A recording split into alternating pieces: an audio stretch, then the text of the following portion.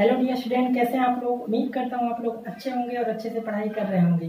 तो dear student, आज के हम नेम रिएक्शन में बात करेंगे। बहुत ही important alcohol phenol and ether का नेम रिएक्शन है, दैट इज राइमर-टाइमन रिएक्शन। ठीक है, इस रिएक्शन के बारे में हम लोग बात करेंगे। इसके जनरल रिएक्शन की बात करेंगे, इसके मेन पॉइंट्स की बात करेंगे और इसके मैकेनिज्म की भी बात करेंगे, क्योंकि ये जेईई नीट के पॉइंट ऑफ व्यू से इम्पॉर्टेंट नेम रिएक्शन है। ठीक है, अभी तक हमने जितने भी नेम रिएक्शन करे, ठीक है, सभी के सभी क्या इंपॉर्टेंट है। ऑर्गेनिक नेम रिएक्शन सबसे इंपॉर्टेंट होता है और उसके जो मैकेनिज्म होते हैं उससे रिलेटेड क्वेश्चन आते हैं। तो आज के अपने रिएक्शन हम लोग पढ़ेंगे राइमर-टाइमन रिएक्शन। ठीक है, तो राइमर-टाइमन रिएक्शन के बारे में अगर हम बेसिक पॉइंट की बात करें, ठीक है, तो सबसे पहला पॉइंट ये है कि इसमें फिनॉल, इसका पॉइंट मैं लिख देता हूँ, फिनॉल ट्रीटेड विथ क्लोरोफॉर्म। ठीक है, क्लोरोफॉर्म का formula CaCl3 in presence of aqueous NaOH। ठीक है, एक्वस NaOH एंड फॉर्म, ठीक है, एंड फॉर्म सेल्डिहाइड कंपाउंड। ठीक है, ये इंपॉर्टेंट कंपाउंड है क्योंकि कभी कभी क्वेश्चन में क्या होता है, बोर्ड वगैरह में आपको सेलिसल्डिहाइड का फॉर्मूला पूछ रहे हैं। सेलिसल्डिहाइड होता है क्या? सेलिसल्डिहाइड क्या होता है आपको पता होना चाहिए कि बेंजीन, ठीक है, इस तरह से, और इसके ऊपर OH और अर्थो पोजीशन में क्या मिला देगा यहाँ से CHO2। ठीक है, अर्थो पोजीशन क्यों होता है इसका रीजन हम लोग पढ़ेंगे कि यहाँ पर इंट्रामोलिकुलर हाइड्रोजन बॉन्ड होता है। तो सेलिसल्डिहाइड कंपाउंड इस कंपाउंड को बोलते हैं। ठीक है, ये पहली बात होगी। सेकेंड पॉइंट, इस राइमर-टाइमन रिएक्शन में एल्डिहाइड एंड OH के बीच जो होता है वहां पर इंट्रामोलिकुलर हाइड्रोजन बॉन्ड बनता है। आप लोग ने पढ़ा होगा हाइड्रोजन बॉन्ड दो तरह के होते हैं, इंटरमोलिकुलर हाइड्रोजन बॉन्ड है, इंट्रामोलिकुलर हाइड्रोजन बॉन्ड। तो अर्थो पोजीशन पे अगर हाइड्रोजन NOH वाली कंडीशन आती है तो वहां पे क्या होता है, इंट्रामोलिकुलर हाइड्रोजन बॉन्ड बनता है। तो इस पॉइंट को लिख लेते हैं यहाँ पर,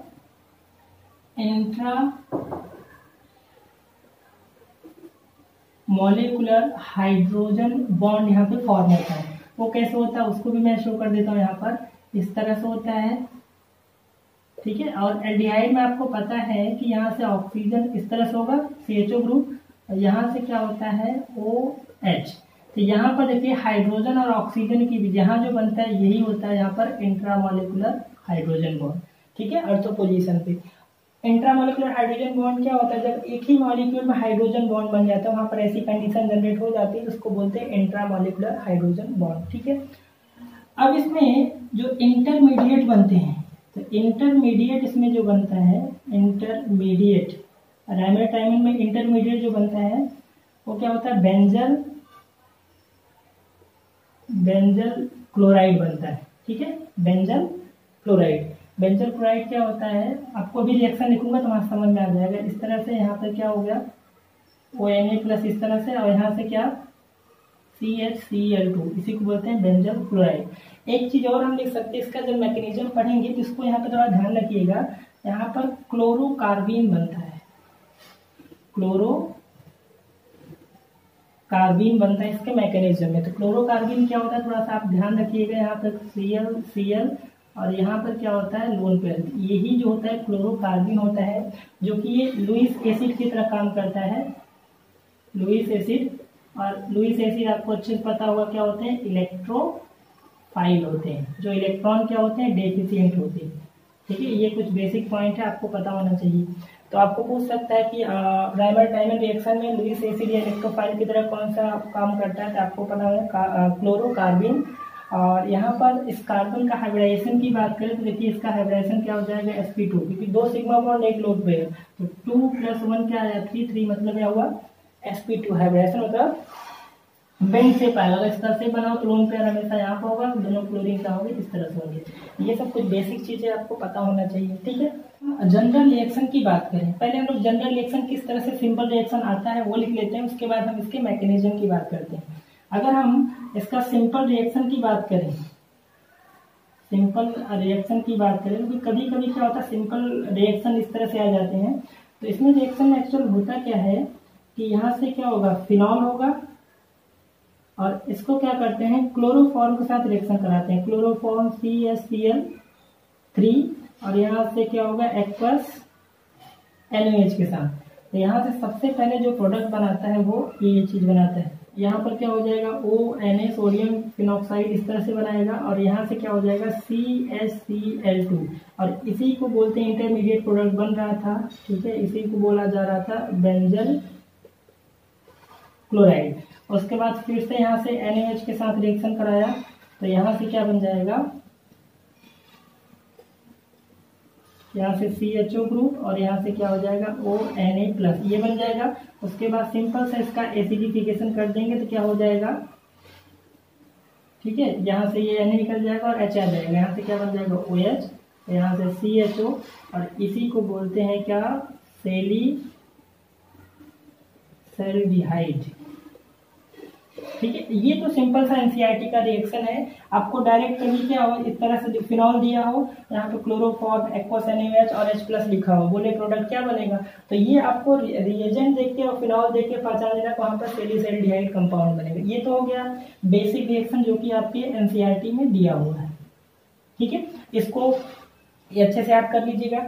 या फिर सिंपल इसी को इस तरह से भी लिखा हो, यहाँ पर देखिए मान लो सपोज फिनॉल लिखा हो, ठीक है, और यहाँ पे रिएजेंट में आपको CHCl3 लिख दिया हो, NaOH यहाँ पे एक्वस लिख दिया हो और H+ लिख दिया हो, बोले कि बताइए प्रोडक्ट क्या बनेगा। तो सीधा सा आपने क्या देखा, फिनॉल एल्कोहल देखा फिनॉल और यहाँ से ये क्लोरोफॉर्म NaOH और H देखा, इसका मतलब यहाँ से सिंपल सा प्रोडक्ट बना देना है बेंजल्डिहाइड, यहाँ से OH यहाँ से CH, ठीक है। तो डायरेक्ट ये रिएजेंट भी आप पहचाना, कभी कभार क्वेश्चन इस तरह से डायरेक्ट आ जाते हैं।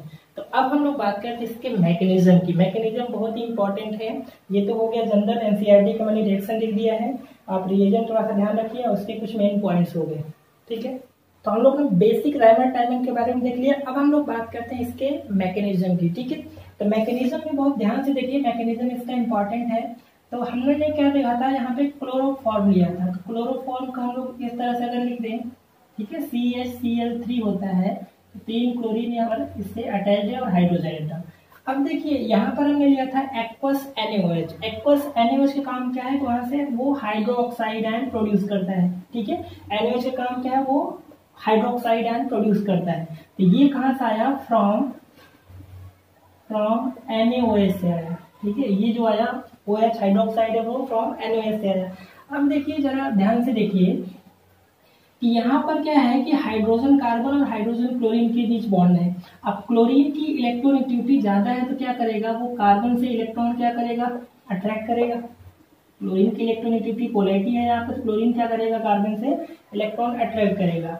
तो इससे पास इलेक्ट्रॉन इस पे क्या आएगा, पॉजिटिव चार्ज आएगा और इसके कारण क्या होगा, ये H+ आयन ये क्या होगा, ज्यादा एसिडिक बिहेवियर शो करेगा और क्या करेगा, ये OH इस हाइड्रोजन को H+ फॉर्म में लेके बाहर निकल गया और इस कार्बन पे जब ये बॉन्ड ब्रेक होगा तो सिंगल बॉन्ड है, यहाँ पे 2 इलेक्ट्रॉन होंगे, तो ये दोनों इलेक्ट्रॉन है वो कार्बन के पास ही रह जाएंगे। कार्बन के पास खुद का इलेक्ट्रॉन, इस हाइड्रोजन का जो इलेक्ट्रॉन है वो भी क्या होगा, कार्बन के पास रहेगा। तो सिचुएशन क्या बनेगी, ये H इस OH के साथ निकल गया, तो यहाँ से क्या हो निकल गया, H2O निकल गया। अब इसके पास कंडीशन देखिए क्या बचा, यहाँ पे क्या होगा, कार्बन और यहाँ पे माइनस चार्ज और यहाँ से 2 इलेक्ट्रॉन और बाकी जो होंगे 3 क्लोरीन वो इस तरह से यहाँ से बचेंगे। कंडीशन समझ में आई। देखिए कार्बन हाइड्रोजन में हाइड्रोजन H+ लेके निकल गया, तो H+ कहाँ, वो OH के साथ जाएगा, ठीक है, तो यहाँ से वाटर निकल गया। अब यहाँ पे कार्बन के पास 2 इलेक्ट्रॉन था जो का हाइड्रोजन से शेयरिंग करके बॉन्ड बनाया था, तो हाइड्रोजन जब H+ जा रहा है तो ये जो H+ ये इलेक्ट्रॉन है वो इस कार्बन के पास रहेगा, इसलिए 1- आ रहा है, ठीक है। एक तो कार्बन में खुद इलेक्ट्रॉन है, जो दूसरा हाइड्रोजन के पास इलेक्ट्रॉन थे वो आ रहा है कार्बन के पास, तो एक इलेक्ट्रॉन दूसरे से ले रहा है, इसलिए यहाँ पर 1- है, ठीक है। अब यहाँ से क्या होगा कि जो क्लोरीन ये हैलोजन एटम होते हैं वो बेस्ट लिविंग ग्रुप होते हैं, ठीक है, बेस्ट लिविंग ग्रुप होते हैं। अब बेस्ट लिविंग ग्रुप में आपको पता है कि आयोडाइड सबसे अच्छा होता है, उसके बाद ब्रोमाइड होता है, उसके बाद क्लोराइड होता है, उसके बाद फ्लोराइड होता है। तो यहाँ पे आयोडाइड ब्रोमाइड जो है ना, क्लोराइड जो है वो लिविंग ग्रुप अच्छा है, तो ये क्या करेगा, एक क्लोरीन क्या होगा यहाँ से निकल जाएगा, एक क्लोराइड आयन क्या होगा यहाँ से निकल जाएगा, ठीक है, Cl माइनस लेके यहाँ निकल जाएगा, तो ये यहाँ जाएगा कार्बन पे क्या आएगा, प्लस चार्ज आएगा, जिसको न्यूट्रलाइज कर देगा। तो यहाँ से देखिए अब सिचुएशन क्या बचा, इसके पास सिर्फ 2 क्लोरीन रह गए, ठीक है, और यहाँ पर क्या हो गया, ये जब यहाँ से इलेक्ट्रॉन लेके गया कार्बन पे क्या आएगा, प्लस चार्ज आएगा, तो प्लस चार्ज नेगेटिव चार्ज क्या हो गया, न्यूट्रलाइज हो गया, सिर्फ क्या बचा यहाँ पर 2 इलेक्ट्रॉन बचा और यहाँ पे 2 क्लोरीन बचा। तो यही जो बच्चा होता है क्लोरोकार्बीन होता है, वेरी इंपॉर्टेंट, ठीक है, क्लोरोकार्बीन, और यही होते हैं इंटरमीडिएट में ये चीज बनता है, इंटरमीडिएट में ये बनता है। तो अब बात करें अगर हम इस कार्बन के हाइब्रिडाइजेशन की बात करें, ये कार्बन का हाइब्रिडाइजेशन क्या होगा, sp2 होगा, बहुत कम केस में होता है कार्बन के पास लोन पेयर हो, ठीक है, इसलिए ये इंपॉर्टेंट है, क्लोरोकार्बीन इसको बोलते हैं। और कार्बन का हाइब्रिडाइजेशन क्या हो जाएगा, यहाँ पर sp2 होगा, क्योंकि आपने हाइब्रिडाइजेशन का ट्रिक मैंने बता रखा है कि 2 सिग्मा बॉन्ड, 1 लोन पेयर, 3 है, 3 मतलब sp2 हाइब्रिडाइजेशन, और शेप कैसा हो जाएगा, बेंड शेप होगा। तो अगर इसके शेप की बात करें तो लोन पेयर यहाँ पर ऊपर हमेशा होगा और 2 क्लोरीन यहाँ पे, और इसी को बोलते हैं क्या, बेंड शेप, ठीक है। तो ये छोटी छोटी बातें आपको ध्यान रखना होगा। नेक्स्ट में क्या होगा, जो फिनॉल है अपना, ठीक है, फिनॉल,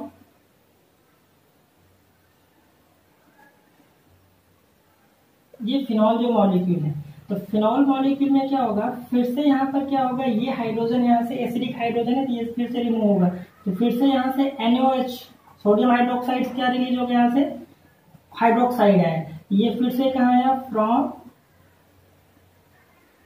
सोडियम हाइड्रोक्साइड आया। अब इसकी वजह से क्या होगा, देखिए यहाँ पर ये जो हाइड्रोजन है, ये हाइड्रोजन है एसिडिक हाइड्रोजन, फिर से ये बॉन्ड ब्रेक होगा और यहाँ से H+ यहाँ रिलीज होगा, और ये H+ किसके साथ चला जाएगा, इस OH के साथ, और यहाँ से OH के साथ जाएगा, फिर से यहाँ से H2 रिलीज होगा। अब यहाँ पे क्या होगा, देखिए सिचुएशन कुछ इस तरह से बन जाएगा कि इस बेंजीन में किसमें कन्वर्ट हो जाएगा, फिनॉक्साइड आयन में, ठीक है, फिनॉक्साइड आयन, इसको क्या बोलते हैं, फिनॉक्साइड आयन बोलते हैं, ठीक है। देखिए ये केस कैसे आया कि यहाँ से ये जो हाइड्रोजन है वो क्या है, इस हाइड्रोक्साइड आयन से अटैच हो गया, H+ निकल गया, वाटर ये H+ और OH वाटर बना दिया। अब ये जब बॉन्ड ब्रेक होगा तो ऑक्सीजन की क्या है, पावर ज्यादा है, इलेक्ट्रोनेगेटिविटी, यहाँ से 2 इलेक्ट्रॉन फ्री होगा, 1 इलेक्ट्रॉन इस हाइड्रोजन का, इसलिए यहाँ पर 1 माइनस आ रहा है, बाकी इसके पास तो आपको पता है कि 2 लोन पेयर था, ये 2 लोन पेयर खुद के हैं, और बाकी यहाँ से ये बॉन्ड ब्रेक होगा तो यहाँ से क्या हो जाएगा, नेगेटिव चार्ज। अब देखिए यहाँ से फिनॉक्साइड आयन है, तो देखिए ध्यान से थोड़ा सा, क्या यहाँ पे रेजोनेंस वाली कंडीशन बन रही है, बिल्कुल बन रही है जी, यहाँ पे लोन पेयर है, सिंगल बॉन्ड, डबल बॉन्ड, तो यहाँ पर अब क्या होगा, देखिए यहाँ पर रेजोनेंस होगा, तो ये इलेक्ट्रॉन इधर डिलोकलाइज होगा पाई इलेक्ट्रॉन, और ये वाला कहाँ पर आ जाएगा, यहाँ पर आएगा। तो जरा देखिए सिचुएशन क्या बन रही है कि यहाँ पर क्या है, पाई बॉन्ड है, यहाँ पे 2 इलेक्ट्रॉन है, ये वाला इलेक्ट्रॉन इस कार्बन के पास आएगा, तो कंडीशन क्या बनेगा, कुछ इस तरह से बनेगा कि नहीं बनेगा ये चीज, और बाकी यहाँ पर तो कोई इफेक्ट नहीं आ रहा, तो ये ऐसे ही रहेंगे, और यहाँ पर क्या आ जाएगा, ये डबल बॉन्ड ऑक्सीजन, और इसके पास क्या होगा, ये नेगेटिव चार्ज ऑक्सीजन के पास हट जाएगा। तो जरा देखिए फिर ध्यान से मैंने किया क्या है, यहाँ से ये वाला इलेक्ट्रॉन इसके पास आया तो 2 इलेक्ट्रॉन हुए, क्योंकि एक ही इलेक्ट्रॉन इस कार्बन से यहाँ पर आ रहा है, इसलिए 1 माइनस है, और यहाँ से 2, यहाँ से इतने लोन पेयर हैं, तो यहाँ से 1 इलेक्ट्रॉन इस कार्बन के पास आया, 1 खुद के रखा, तो यहाँ से क्या हो गया, डबल बॉन्ड बना। अब देखिए यहाँ पर कौन आएगा, क्लोरोप्रीन आएगा, अब कौन आएगा यहाँ से, ये क्लोरोकार्बीन आएगा, तो अब कौन आएगा यहाँ से, क्लोरोकार्बीन आएगा। तो क्लोरोकार्बीन में थोड़ा सा आप ध्यान से देखिए कि यहाँ पर इसके पास क्या है, 2 क्लोरीन थे इस तरह से, और इसके पास क्या है, लोन पेयर है। तो आपको अच्छे से पता है कि अभी अभी मैंने बताया कि भाई यहाँ पे बेंड शेप है, ये हाइब्रिडाइजेशन है। अब ये आपके पास टोटल, इसके पास इलेक्ट्रॉन इस कार्बन, इस मॉलिक्यूल में कार्बन के अराउंड जो सेंट्रल एटम, उसके कितने इलेक्ट्रॉन है, तो 2 यहाँ पर है, बाकी 2 इधर, 2 इधर, टोटल 6 इलेक्ट्रॉन है, ठीक है। अब 6 इलेक्ट्रॉन का मतलब क्या है, इसका ऑक्टेट कंप्लीट नहीं है, इसका मतलब ये क्या है, इलेक्ट्रॉन डेफिशिएंट है। इलेक्ट्रॉन डेफिशिएंट जो स्पीसीज होते हैं वो क्या कहते हैं, लुईस एसिड की तरह काम करते हैं। जो लुईस एसिड होते हैं वो क्या होते हैं, इलेक्ट्रोफाइल होते हैं, ठीक है। अब इलेक्ट्रोफाइल जो है वो कहाँ पर अटैक करेगा, वो अटैक करेगा कहाँ पर, न्यूक्लियोफाइलिक सेंटर पे, न्यूक्लियोफिलिक सेंटर पे अटैक करेगा। तो ये एज इलेक्ट्रोफाइल की तरह काम कर रहा है, मैं यहाँ पे लिख दे रहा हूँ, ये क्या है, इलेक्ट्रोफाइल की तरह काम कर रहा है। तो क्या करेगा, यहाँ पर आर्थो पोजीशन पे क्या इलेक्ट्रॉन की डेंसिटी ज्यादा है, आर्थो पोजीशन पे इसलिए क्योंकि यहाँ पर इंट्रामोलिकुलर हाइड्रोजन बॉन्ड बनेगा। तो क्या होगा, ये जो इसके पास फ्री के इलेक्ट्रॉन है वो इस कार्बन को देगा, तो कार्बन इलेक्ट्रॉन ले रहा है तो उसके ऊपर क्या आएगा, नेगेटिव चार्ज आएगा।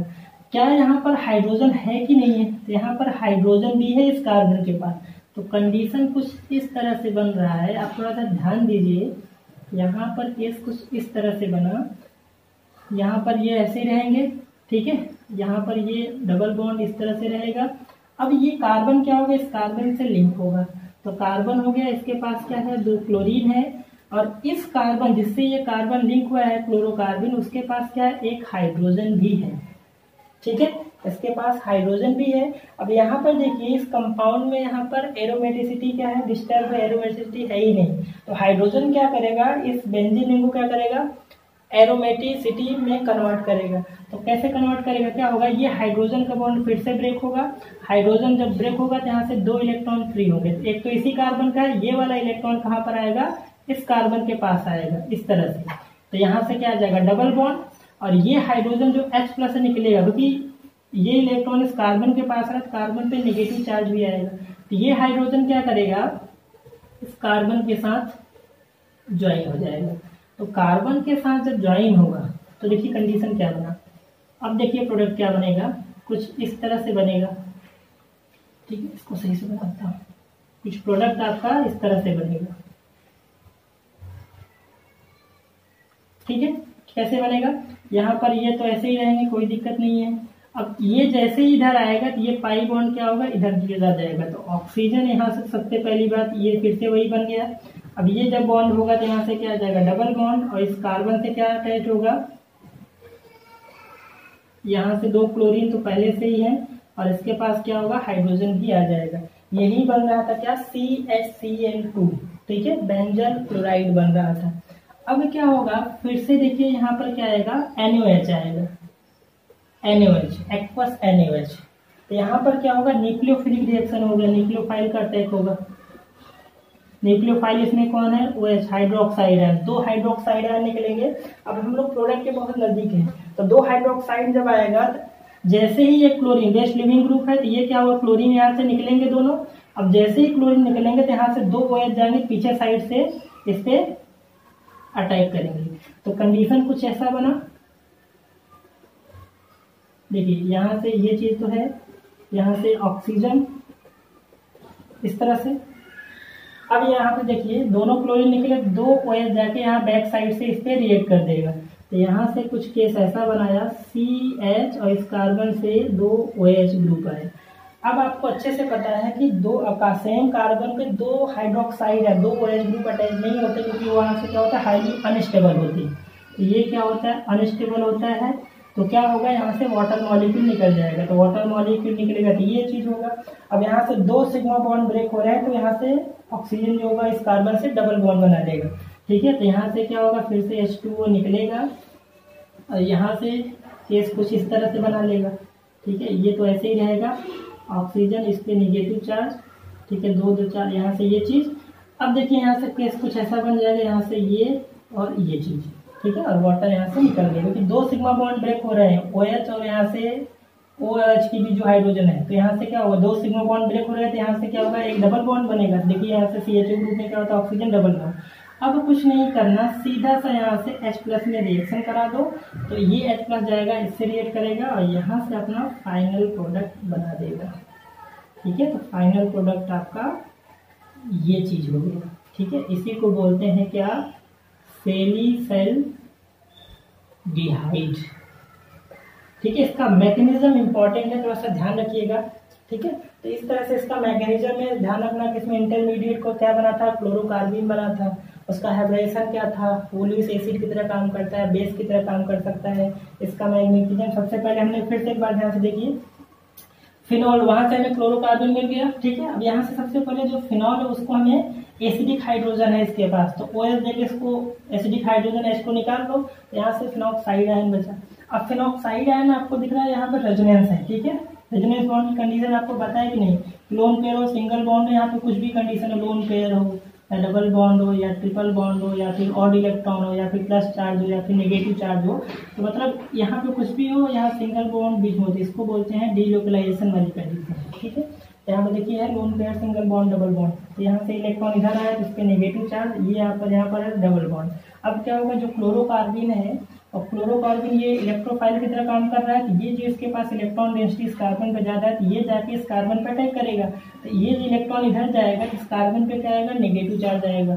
ठीक है, और ये क्या होगा, ये नेगेटिव चार्ज आएगा तो यहाँ से जाके इस पर अटैच हो गया, तो इस कार्बन के पास क्या एक हाइड्रोजन भी है, तो यहाँ पर एरोमेटिसिटी क्या होगा, लूज हो गई, तो ये क्या करेगा, हाइड्रोजन रिमूव होकर इसको बेंजीन को क्या करेगा, एरोमेटिक देगा, एरोमेटिक कंडीशन देगा, तो ये यहाँ से 2 इलेक्ट्रॉन फ्री होगा, तो ये इलेक्ट्रॉन यहाँ पर आया तो यहाँ से क्या हो गया, ये डबल बॉन्ड, और यहाँ से ये H इस कार्बन माइनस H इसके पास चला गया, तो आपका ये चीज बना दिया, इसी को बोल रहे हैं CH2Cl2 बोल रहे थे। और ये जो फिर से जो डबल बॉन्ड था फिर से अपना यहाँ से नेगेटिव चार्ज चला जाएगा, तो ये कंडीशन में चल जाएगा। तो अब क्या होगा, सीधा सा 2 क्लोरीन एक कार्बन पे, दोनों क्लोरीन यहाँ से क्या होंगे, रिमूव होंगे क्योंकि लीविंग ग्रुप है, और यहाँ से 2 हाइड्रोक्साइड है, न्यूक्लियोफिलिक रिएक्शन होगा, 2 OH जाके जहाँ से 2 क्लोरीन निकल उस कार्बन से जाके लिंक हो जाएंगे, तो ये चीज बना जाएगा। अब यहाँ पर एक ही कार्बन पे 2 हाइड्रोक्साइड ग्रुप नहीं होते क्योंकि वो हाईली अनस्टेबल होता है, तुरंत वहां से वाटर मॉलिक्यूल रिमूव होंगे, चाहे OH यहाँ से कर दो, एक H यहाँ से निकाल दो, चाहे OH यहाँ से निकालो, H यहाँ से निकालो, वाटर निकल गया। ठीक है, अब यहाँ से 2 सिग्मा बॉन्ड ब्रेक हो रहा है, तो यहाँ पर क्या होगा, डबल बॉन्ड आ जाएगा, तो यहाँ से ये चीज बन गया। उसके बाद सीधा सा H+ एसिडिक मीडियम में करा दो, तो H यहाँ पे चला जाएगा, यहाँ से ये प्रोडक्ट बन जाएगा। तो सेलिसैल्डिहाइड इंपॉर्टेंट कंपाउंड है, इसलिए आपको थोड़ा ध्यान रखना होगा। तो आई होप आपको राइमर टाइमर रिएक्शन का कॉन्सेप्ट, उनका बेसिक रिएक्शन और मैकेनिज्म अच्छे समझ में आ गया होगा। तो आप इसी तरह से नेम रिएक्शन को थोड़ा सा लिख लिख कर प्रैक्टिस करते रहिए। आपको नेम रिएक्शन पे ज्यादा फोकस करना है, ऑर्गेनिक रिएक्शन उसका जिसका मैकेनिज्म आपके एनसीईआरटी में दिया हुआ है उसका मैकेनिज्म भी इंपॉर्टेंट है, क्योंकि मैकेनिज्म से रिलेटेड भी क्वेश्चन आ जाते हैं। अभी जेईई 2020 में जो क्वेश्चन आया था वहां पर SN1 और SN2 रिएक्शन से क्वेश्चन आया था, सिंपल सा क्वेश्चन आया था, उसमें मैकेनिज्म वाला पॉइंट पूछा हुआ था। ठीक है, तो अगर जिसने वीडियो देखा होगा, मैंने SN1 SN2 रिएक्शन करा था, तो वो सिंपल सा क्वेश्चन मैंने पॉइंट वाइज लिख दिया था। तो नेम रिएक्शन के जो पॉइंट होते हैं वो इंपॉर्टेंट होते हैं, उसके मैकेनिज्म से पॉइंट या फिर जो भी उसके रिएक्शन से पॉइंट है, सारे के सारे क्या होते हैं, इंपॉर्टेंट होते हैं। तो आप नेम रिएक्शन पे नोट्स बनाइए। ठीक है, टोटल नेम रिएक्शन में आपको 10-20 लगभग 50-60 नेम रिएक्शन होंगे, उसमें से भी कुछ रिएक्शन जो होते हैं वो इंपॉर्टेंट होते हैं, जैसे राइमर टाइमर इंपॉर्टेंट है। ठीक है, एल्डोल कंडेंसेशन इंपॉर्टेंट है, इसी तरह से और भी सारे रिएक्शन होते हैं। तो आपको धीरे धीरे करते जाएंगे, सारे नेम रिएक्शन कवर हो जाएंगे, तो ऑर्गेनिक से आपका डर निकल जाएगा, क्योंकि मोस्ट ऑफ आपको नेम रिएक्शन याद हो गए रहेंगे। ठीक है, और ऑर्गेनिक आपको पता ही है, सबको हार्ड लगता है, उसमें याद करना होता है। तो याद करने का यही तरीका है, आप बार बार उसको लिखिए, थोड़ा माइंड में सेटअप करिए कि क्या रिएजेंट था, क्या प्रोडक्ट बन रहा था। ठीक है, उसके इंटरमीडिएट मैकेनिज्म में प्रोडक्ट क्या थे। ठीक है, तो इस तरह से आप ध्यान रखिए। तो आई होप आपको वीडियो पसंद आया होगा, प्लीज लाइक करें, शेयर करें, सब्सक्राइब करें। ठीक है, मिलते हैं हम लोग नेक्स्ट लेक्चर में।